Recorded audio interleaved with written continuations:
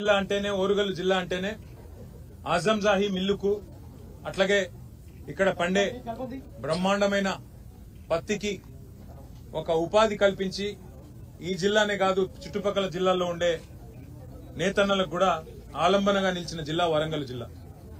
అట్లాంటి వరంగల్ ఉమ్మడి ఆంధ్రప్రదేశ్లో ఆనాడు తన పూర్వ వైభవాన్ని కోల్పోయి ఇక్కడ ఉండే నేతన్నలు వలసపోయి సూరత్ కి షోలాపూర్ కు భివాండికి వలసపోయే పరిస్థితి ఉమ్మడి ఆంధ్రప్రదేశ్ లో వచ్చింది.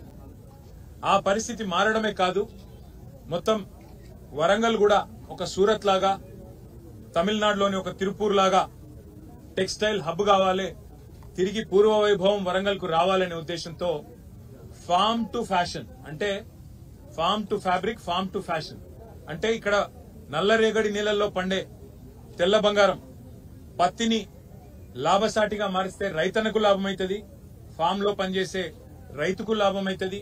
దాంతో పాటు ఇక్కడ మరి ఉండే మహిళలు ఎవరైతే ఈ ఫ్యాషన్ ఇండస్ట్రీలో ఫ్యాబ్రిక్ ఇండస్ట్రీలో పనిచేస్తే వారికి కూడా ఉపాధి దొరుకుతుందనే ఉద్దేశంతో భారతదేశంలోనే అతి పెద్ద టెక్స్టైల్ పార్క్ ఏర్పాటు చేసింది ఆనాటి కేసీఆర్ గారి ప్రభుత్వం. సరిగ్గా 8 ఏళ్ల కిందట 2017 అక్టోబర్ 22 నాడు పెద్దలు కేసీఆర్ గారు ఇదే ప్రాంగణంలో ఆనాడు కాకతీయ మెగా టెక్స్టైల్ పార్కుకు శంకుస్థాపన చేయడం జరిగింది. సరే, మధ్యలో కరోనా రావడం వల్ల 2 ఏళ్లు కొంత ఇబ్బంది అయినా చివరికి ఈరోజు ఇక్కడికి వచ్చి చూస్తే కైటెక్స్ లాంటి పరిశ్రమ, యంగ్ వన్ లాంటి పరిశ్రమ, గణేష లాంటి పరిశ్రమ ఇవాళ దాదాపుగా 25-30 వేల మందికి ఈ కాకతీయ మెగా టెక్స్టైల్ పార్క్ నుంచి ప్రత్యక్ష ఉపాధి అవకాశాలు కల్పించే స్థాయికి చేరుకోబోతా ఉండడం నిజంగా కూడా చాలా సంతోషదాయకం. ఇప్పుడే మేము కిటెక్స్ పరిశ్రమను విజిట్ చేసినాము. అందులో ఉండే అత్యాధునికమైన స్పిన్నింగ్ ఇండస్ట్రీని గాని అదేవిధంగా గార్మెంటింగ్ పరిశ్రమను గాని పరిశీలించడం జరిగింది. అట్లాగే యంగ్ వన్, దక్షిణ కొరియాకు సంబంధించిన యంగ్ వన్ అనే సంస్థ వారికి కూడా పెద్ద ఎత్తున ఆనాడు ఇక్కడ ఉపాధి అవకాశాలు కల్పించడం కోసం భూమిని కేటాయించడం జరిగింది. చాలా సంతోషంగా ఉంది. మరి వాళ్ళ ఈ ప్రాంతంలో ఆ రోజు ధర్మారెడ్డి గారు శాసనసభ్యుడిగా వారు కూడా స్థల సేకరణకి ఈ ప్రాంతంలో రైతాంగాన్ని ఒప్పించి మెప్పించి మనం అందరినీ కూడా బతిమలాడి మీకు ఇక్కడ ఉద్యోగాలు వస్తాయి, ప్రాంతంలో బ్రహ్మాండంగా ఉపాధి పెరుగుతుంది, ఈ ప్రాంతం అభివృద్ధి చెందుతుందని చెప్పి వారిని ఒప్పించడం జరిగింది. ఇవాళ కళ సాకారమై బ్రహ్మాండంగా పరిశ్రమ వచ్చి ఆ పరిశ్రమ 10 మందికి ఉపాధి కల్పించే స్థాయికి చేరడం చాలా చాలా సంతోషం. నేను ఒక విషయం గుర్తు చేస్తా ఉన్నా. మనము ఈ కాకతీయ మెగా టెక్స్టైల్ పార్కును పెట్టిన నాడు, ప్రారంభోత్సవం శంకుస్థాపన చేసిన నాడు భారతదేశంలో ఒక పాలసీ కూడా లేదు. మనకు మీరు గమనిస్తే పక్కనే ఉండే శ్రీలంక, ఇటు పక్కనే ఉండే బంగ్లాదేశ్ ఇవాళ వస్త్రాల ఉత్పత్తిలో భారతదేశం కంటే ఎన్నో రెట్లు, భారతదేశం మొత్తం 4% మాత్రమే టెక్స్టైల్ ఉత్పత్తి అవుతుంటే ఇవాళ పక్కనే ఉండే శ్రీలంకలో 8%, అట్లాగే పక్కనే ఉండే బంగ్లాదేశ్ లో 7%, చైనాలో 34% ఇవాళ వస్త్రం ఉత్పత్తి అయితే ఉన్నది. టెక్స్టైల్ ఇండస్ట్రీ అక్కడ అంత బలంగా నిలదొక్కున్నది. ఆ పరిస్థితి మారాలి, మన తెలంగాణ టెక్స్టైల్ కు ఒక హబ్ గా తయారు కావాలి అనే ఒక విజన్ తో కేసీఆర్ గారి నాయకత్వంలో కాకతీయ మెగా టెక్స్టైల్ పార్కును ఇక్కడ వరంగల్ లో ఏర్పాటు చేయడం జరిగింది.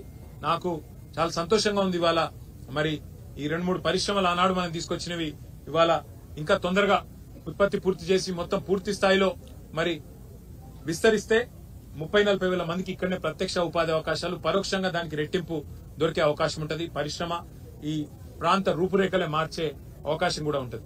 కాదు ఇంకా పనులు కొన్ని పెండింగ్ లో కనబడతా ఉన్నాయి, వాటిని పూర్తి చేయాలని చెప్పి నేను ప్రభుత్వాన్ని కూడా కోరుతా ఉన్నా. ఫ్లైఓవర్ ఆనాడు కేసీఆర్ ప్రభుత్వం మంజూరు చేసింది, ఆర్ఓబి మంజూరు చేసింది, దాన్ని పూర్తి చేయాలని చెప్పి కోరుతా ఉన్నా. అట్లాగే ఇంకా కొంత పార్క్ లోపల కూడా drainage system, sewerage system, common facilities కూడా కొంత అప్పుడే శాంక్షన్ అయినాయి. కానీ మరి ఈ 2 ఏళ్లు ఎందుకో మందకొడిగా నడుస్తున్నట్టున్నాయి. వాటిని కూడా పూర్తి చేయాలని చెప్పి కూడా నేను ప్రభుత్వానికి విజ్ఞప్తి చేస్తా ఉన్నా. ఎందుకంటే గవర్నమెంట్లు మారొచ్చు కాక, పార్టీలు ప్రభుత్వాలు మారుతుండొచ్చు కాక, కానీ రాష్ట్రం శాశ్వతం, రాష్ట్ర ప్రయోజనం శాశ్వతం. ఇట్లాంటి శాశ్వతంగా దీర్ఘకాలికంగా మరి ప్రజలకు ఉపాధి కలిగించే, ఉపాధి ప్రొవైడ్ చేసే ఈ కార్యక్రమాలు శాశ్వతం. కాబట్టి నేను రాష్ట్ర ప్రభుత్వాన్ని కోరుతా ఉన్నా, వరంగల్ జిల్లాకు, ఉమ్మడి వరంగల్ జిల్లాకు కేసీఆర్ గారు ఆనాడు ఇచ్చిన ఒక gift KMTP Kakatiya mega textile park, దీన్ని పూర్తి స్థాయిలో వినియోగంలోకి తీసుకొని రావాల్సిందిగా కాంగ్రెస్ ప్రభుత్వాన్ని కోరుతూ, దానికి మా పార్టీ తరఫున కూడా ప్రధాన ప్రతిపక్షంగా ఎప్పటికప్పుడు మా సహకారం కూడా అందిస్తామని చెప్పి తెలియజేస్తూ స్థానిక ప్రజాప్రతినిధులు కూడా తప్పకుండా ఇందులో ఉపాధి అవకాశాల విషయంలో చొరవ తీసుకోవాలి. స్థానికులకే ఉపాధి అవకాశాలు దొరికే విధంగా కేసీఆర్ గారు ఆనాడు ఏదైతే మరి ఈ కార్యక్రమాన్ని రూపకల్పన చేసినారో దాదాపు 1500-1600 ఎకరాల్లో మేము ఒరిజినల్ గా ఈ కార్యక్రమాన్ని డిజైన్ చేయడం జరిగింది. తదనంతరం కేంద్ర ప్రభుత్వం కూడా దీని నుండి స్ఫూర్తి పొంది కాకతీయ మెగా టెక్స్టైల్ పార్క్ నుండి పిఎం మిత్ర అనే ఒక స్కీమ్ కూడా మనం 2017లో ఇక్కడ శంకుస్థాపన చేస్తే ఒక 4 ఏళ్ల తర్వాత పిఎం మిత్ర అనే కార్యక్రమం వాళ్ళు కూడా తీసుకొచ్చినారు. చాలా సంతోషం. ఇవాళ తెలంగాణ ఆచరిస్తుంది, దేశం అనుసరిస్తుంది అనే పద్ధతిలో what Telangana does today India does tomorrow అనే పద్ధతుల్లో మనం పెట్టిన కాకతీయ మెగా టెక్స్టైల్ పార్కు ఇవాళ భారతదేశానికి ఆదర్శంగా నిలబడడం చాలా చాలా సంతోషం. అదేవిధంగా నేను మళ్ళీ ఒకసారి ప్రభుత్వాన్ని విజ్ఞప్తి చేస్తా ఉన్నా, పూర్తి స్థాయిలో పార్కును వినియోగంలో తీసుకొచ్చే విధంగా చొరవ చూపాలి. దానికోసం మా సహకారం ఎప్పటికీ ఉంటుందని చెప్పి కూడా తెలియజేస్తూ మళ్ళొకసారి పెద్దలు కేసీఆర్ గారికి ఎందుకంటే వారి విజన్ కి వారి దార్శనికతకి వరంగల్లో తిరిగి మళ్లీ ఆజంజాహీ మిల్లు పోయిన తర్వాత తిరిగి మళ్లీ ఆ స్థాయిలో వరంగల్ ని నిలబెట్టాలనే కేసీఆర్ గారి దార్శనికతకు కూడా మరొకసారి నేను వారికి ధన్యవాదాలు తెలియజేస్తూ మీడియా మిత్రులు కూడా పెద్ద ఎత్తున సహకరించారు. వారికి కూడా ధన్యవాదాలు, నమస్కారాలు. థ్యాంక్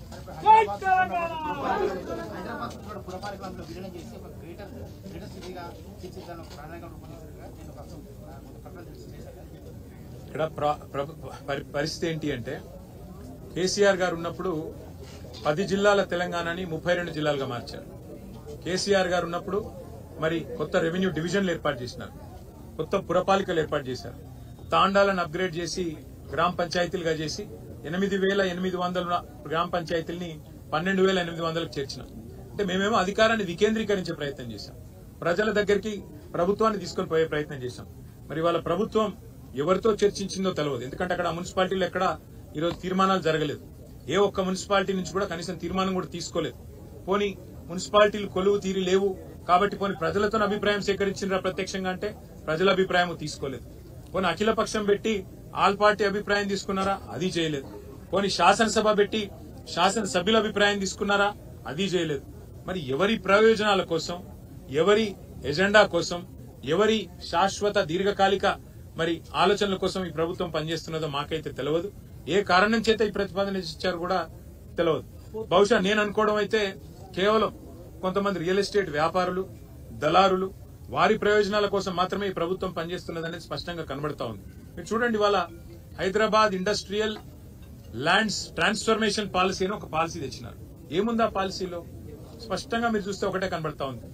ఈ రోజు ఇక్కడ కాకతీయ మెగా టెక్స్టైల్ పార్కులో ఎట్లా అయితే ఆనాడు రైతులను ఒప్పించి మెప్పించి కడుపులో తలబెట్టి ల్యాండ్ తీసుకొని పరిశ్రమల కోసం ల్యాండ్ ఇచ్చినామో, గత ప్రభుత్వాలు కూడా అట్లాగే హైదరాబాద్ లో 9,300 ఎకరాలు 21 పారిశ్రామిక వాడల్లో ప్రజల దగ్గర నుంచి భూమిని సేకరించి పరిశ్రమలకు ఇచ్చారు. ఇప్పుడు ఉదాహరణకు నేను ఇక్కడ చెప్తే మీకు అర్థమవుతుంది. ఇప్పుడు కిటెక్స్ వాళ్ళకి ల్యాండ్ ఇచ్చినాం 300 ఎకరాలు, 400 ఎకరాలు. యంగ్ వన్ కు ల్యాండ్ ఇచ్చినాం 300-400 ఎకరాలు. ఒక 10 ఏళ్ల తర్వాత కిటెక్స్ అయినా యంగ్ వన్ అయినా వచ్చి అన్న అప్పుడు వరంగల్ విస్తరిస్తుంది, ఇంకా ఇక్కడ దాకా వస్తుంది. ఇదంతా ఈ వద్దు పరిశ్రమ ఎత్తేస్తాం, దీన్ని మేము అపార్ట్మెంట్లు కట్టుకుంటాం, ఇక్కడ మాల్ కట్టుకుంటాం అంటే సమ్మతమా? రైతుల దగ్గర తక్కువ ధరకు తీసుకొని వాళ్ళకు తక్కువ ధర ఇచ్చి మరి ఇవాళ వీళ్లకు సబ్సిడీ మీద పరిశ్రమలకు భూములు ఇచ్చిన తర్వాత మనం ఏం ఆశిస్తాము? పరిశ్రమ నడవాలి, ఉపాధి దొరకాలి, మన పిల్లలకు ఉద్యోగాలు రావాలి, రాష్ట్ర ఆదాయం పెరగాలని కోరుకుంటాం. కానీ ముఖ్యమంత్రి రేవంత్ రెడ్డి గారు ఏమంటున్నారు? అట్లా కాదట. ఇప్పుడు కిటెక్స్ ఆయన ఒకవేళ దెబ్బనొచ్చి, అంటే కిటెక్స్ అంటే ఎగ్జాంపుల్ చెప్తున్నా, ఇదే అన్నారు మీరు, హైదరాబాద్ లో ఉండే పరిశ్రమ వాళ్ళు వచ్చి అన్నా ఇగో మేము అపార్ట్మెంట్లు కట్టుకుంటాము, మాల్స్ కట్టుకుంటాము అంటే వాళ్లకు అడ్డికి పావు షేర్. రిజిస్ట్రేషన్ ధర 10,000 అయితే నువ్వు 3,000 కట్టు చాలు, నువ్వు కట్టుకోపోయేది కట్టుకో అని ఇలా రేవంత్ రెడ్డి గారు అంటున్నారు. నేను అంటున్నా, హైదరాబాద్ వరంగల్ లాంటి జాగల్లో, వరంగల్ లాంటి నగరాల్లో ఇవాళ పార్కుకు జాగలేదు, పార్కింగ్ కు జాగలేదు, బొందలగడ్డకు జాగలేదు, ఇల్లు కడదామంటే జాగలేదు, వీటి వేటికి జాగలొద్దట. కానీ పారిశ్రామికవేత్తలు మాత్రం వాళ్ళు అడ్డికి పావు షేర్ కొనుక్కున్న ఆనాడు తీసుకున్న భూములు, ప్రభుత్వం ఇచ్చిన భూములు వాళ్ళు ఇష్టం వచ్చినట్టు అమ్ముకుంటే మాత్రం రేవంత్ రెడ్డి గారు పచ్చజెండా ఊపుతా ఉన్నాడు. 9,300 ఎకరాల భూమి, దాదాపు 5 లక్షల కోట్ల విలువైన ఆస్తి. ఈ 5 లక్షల విలువైన కోట్ల ఆస్తిని ఇతర ప్రభుత్వాలు ఏం చేసినాయి? కేంద్రంలో ఉండే, మన దేశంలో ఉండే ఇతర రాష్ట్రాలు, బొంబాయిలో ఇట్లాగే మిల్స్ కు ల్యాండ్ ఇచ్చినారు. ఆ మిల్స్ కి ఇచ్చిన ల్యాండ్ ను మహారాష్ట్ర ప్రభుత్వం 50% వెనుకకు తీసుకొని అందులో ఇల్లు కడుతున్నది, అందులో ఇతరత్ర అవసరాలకు, ప్రజా అవసరాల కోసం వాడుతా ఉన్నది. కానీ రేవంత్ రెడ్డి గారు మాత్రం ఆయన అన్నదమ్ముళ్ళు, ఆయన ఒక అవినీతి అనకొండ మాదిరిగా, ఆయన అనుమూల కాదు, ఆయన అవినీతి అనకొండ రేవంత్ రెడ్డి. ఆ అవినీతి అనకొండ యొక్క విశ్వరూపం ఏంటంటే 5 లక్షల కోట్లు దొబ్బుకపోయేందుకు తెలంగాణ ప్రజల ఆస్తి ఇవాళ ఉద్దేశపూర్వకంగా పరిశ్రమలకు గత ప్రభుత్వాలు ఇచ్చిన భూములను ప్రైవేటు వ్యక్తులకు దారాదత్తం చేస్తూ ప్రైవేటు వ్యక్తుల చేతుల్లో ఇవాళ మాల్స్ కట్టుకోవడానికి, అపార్ట్మెంట్లు కట్టుకోవడానికి విశృంఖలంగా వేల కోట్ల రూపాయలు ఆయన అన్నదమ్ములు, ఆయన అనుయాయులు సంపాదించుకోవడానికి ఒక పచ్చ జెండా ఇవాళ ఊపి HILTP పాలసీ పేరిట తీసుకొని వచ్చినాడు. నేను మిమ్మల్ని కూడా కొడతా ఉన్నా, ఇవాళ వరంగల్ ప్రజల్ని కూడా ఆలోచించమని కొడతా ఉన్నా. కాకతీయ మెగా టెక్స్టైల్ పార్కును గనక ఒకవేళ గతంలో రైతుల దగ్గర తీసుకున్న భూములు ఇవన్నీ కూడా సేమ్ హైదరాబాద్ ఎట్లా తీసుకున్నారు, ఇక్కడ అట్లే తీసుకున్నారు. ఇక్కడ కూడా దబ్బన మాల్స్, అపార్ట్మెంట్స్ కట్టుకున్నందుకు రిజిస్ట్రేషన్ ధరల 30% ఇస్తే వరంగల్ ప్రజలు ఒప్పుకుంటారా? కరెక్ట్ కాదు కదా. మేమనేది కూడా అదే. హైదరాబాద్ భూములు తెలంగాణ ప్రజల సొత్తు. హైదరాబాద్ పారిశ్రామిక వాడలు తెలంగాణ ప్రజల నుంచి తీసుకున్న భూములు. వాటిని ప్రజా ఉపయోగం కోసం వాడండి, ప్రజల అవసరాల కోసం వాడండి. వాటిని అవసరమైతే ఇప్పుడు నేను అడుగుతున్నా, మీరు పోయి నేను అపార్ట్మెంట్లు కట్టుకుంటా అంటే గవర్నమెంట్ ల్యాండ్ ఇస్తుందా? ఇయ్యదు కదా. మరి వీళ్ళు ఎందుకు ఇస్తున్నారు మీరు వీళ్లకు? నేను కారణం చెప్పండి అంటే వాళ్ళు కారణం చెప్తలేరు. ఇంకొక మాట కూడా నేను మీకు చెప్పాలా. హైదరాబాద్ లోపల ఉండే కాలుష్య కారక పరిశ్రమలుంటే వాటిని ముఖ్యంగా ఫార్మా ఇండస్ట్రీని తరలించడానికే పెద్దలు కేసీఆర్ గారు ఫార్మా సిటీ అని పెట్టింది. కొత్త టెక్నాలజీతో కొత్త ప్రాంతంలో కాలుష్యం రాకుండా ఉన్న కాలుష్యాన్ని అరికడుతూ వాటిని అక్కడ తరలించి మరి ఇక్కడ ఉండే ఈ ల్యాండ్ అవసరమైతే 50% గవర్నమెంట్ తీసుకోవాలనేది మా ప్రభుత్వం యొక్క గత ప్రభుత్వం యొక్క ఆలోచన. కానీ ఈ ప్రభుత్వం ఆలోచన ఏంది? ఫ్యూచర్ సిటీని రియల్ ఎస్టేట్ పేరిట అమ్ముకోవాలా, ఇక్కడ ఉన్న ఈ 9,300 ఎకరాలు ఇటు అమ్ముకోవాలా, 2 దగ్గర లక్షల కోట్లు సంపాదించి రాహుల్ గాంధీకి తెలంగాణను ATM గా మారుస్తూ, కాంగ్రెస్ పార్టీకి ATM గా పేటీఎం గా మారుస్తూ వచ్చే ఒక 20-25 ఏళ్లు ముని మన్మన్లు మనమన్లు వాళ్ళ ముని మన్మన్లు వాళ్లకు వేల లక్షల కోట్ల ఆస్తిని 5 లక్షల కోట్ల కుంభకోణం ద్వారా అర్జించి పెట్టాలన్నది రేవంత్ రెడ్డి గారి ఆలోచన. ఇప్పుడు కాకతీయ మెగా టెక్స్టైల్ పార్క్ ఎట్లయితే మేము మా ప్రభుత్వంలో భూసేకరణ చేసినామో గతంలో ఈ 21 పారిశ్రామిక వాడల్లో కూడా గత ప్రభుత్వాలు అట్లే భూసేకరణ చేసినాయి. రైతుల దగ్గర, ప్రజల దగ్గర రెవెన్యూ భూములు తీసుకున్నాయి. మరి వాటిని ఇవాళ నీ అబ్బసొత్తు అన్నట్టు, నీ అత్తసొమ్ము అన్నట్టు నువ్వు దానం చేస్తే బీఆర్ఎస్ పార్టీ చూస్తా ఊరుకోదు. దీని మీద ఒక కార్యాచరణ కూడా రూపొందిస్తాం, తప్పకుండా పోరాటం చేస్తామని చెప్పి కూడా రేవంత్ రెడ్డికి హెచ్చరిస్తూ వెంటనే ఈ ప్రతిపాదన వెనక్కి తీసుకోవాలి, లేకపోతే ఖచ్చితంగా ఒక పెద్ద పోరాటానికి శ్రీకారం చుడతామని చెప్పి కూడా ఈ ప్రభుత్వానికి